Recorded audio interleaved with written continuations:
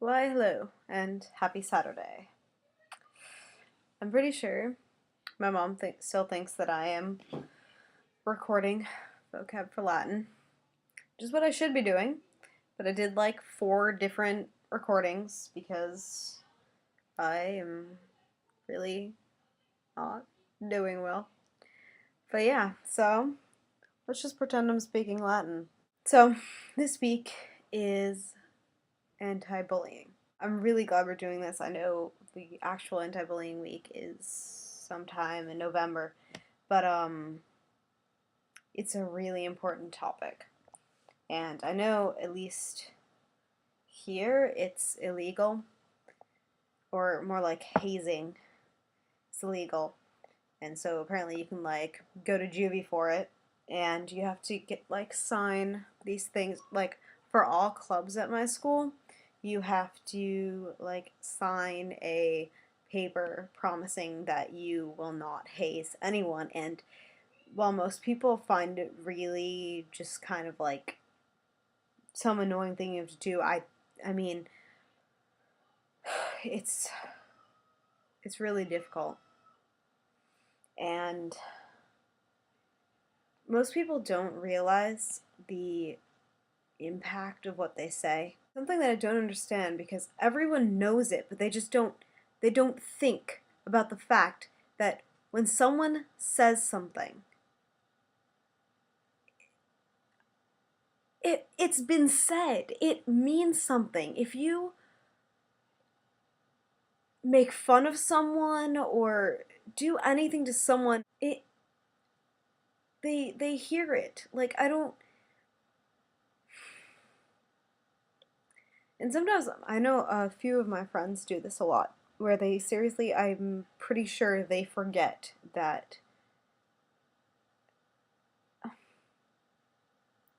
what you say is harming that person. And I'm not sure if they pay more attention to how it makes them feel to say it. I'm not sure how you can.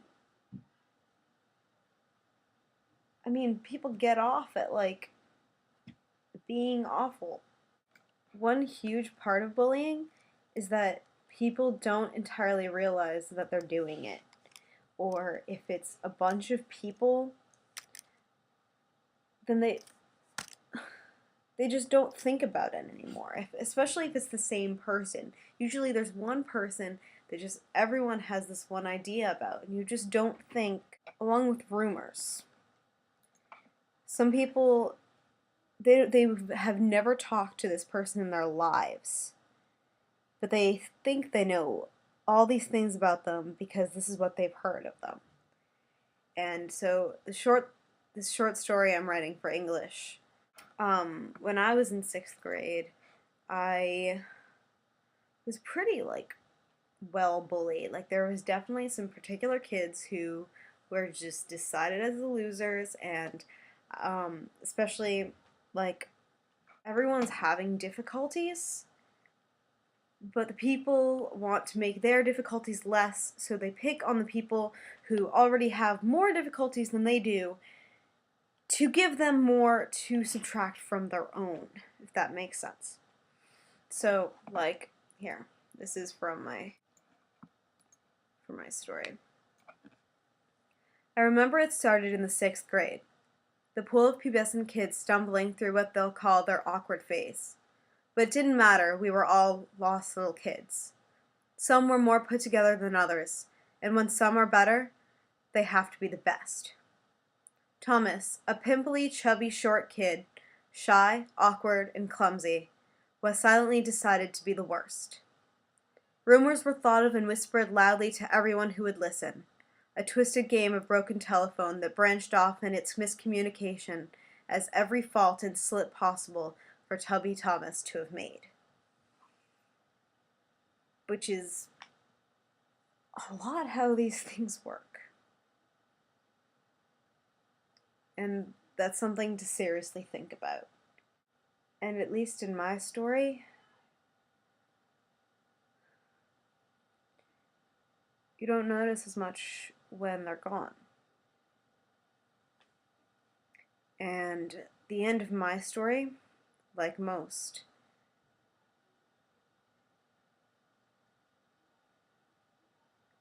they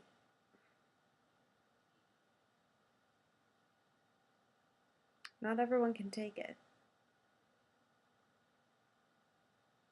It has nothing to do with their strength.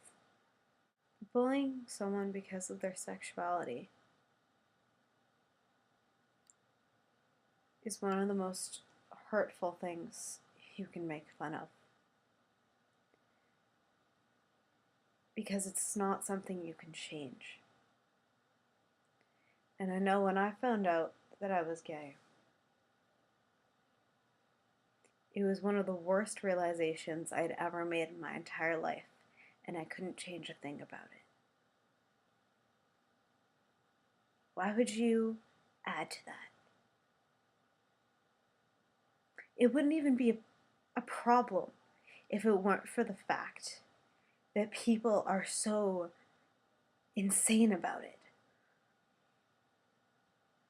How could you ever tell someone that the way they feel about someone else is going to make them go to hell?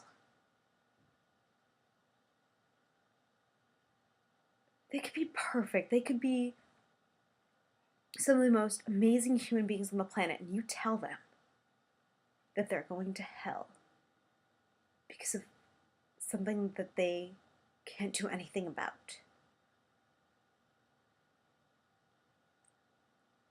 How could you do that?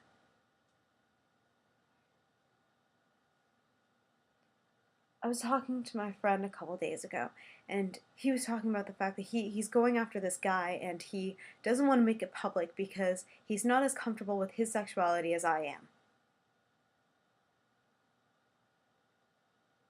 No. No, I pretend. Because that's what we have to do.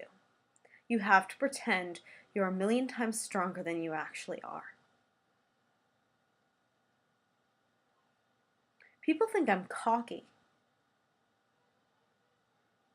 People think I have everything figured out.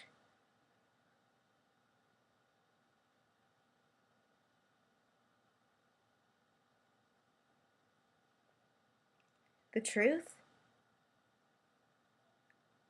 I can't stand the fact that I will not grow up, marry a man, and have children with him.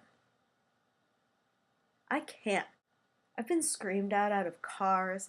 I've heard the hate. I've seen it. How? How could you ever get yourself to do that? How do you miss what that does to people? Does it really make you feel so much better to do that to someone else?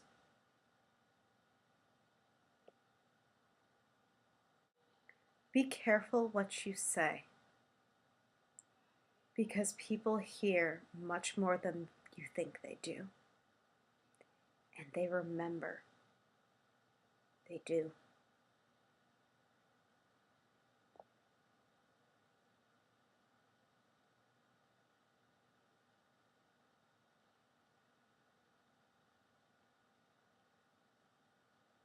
Think next time. See you next week.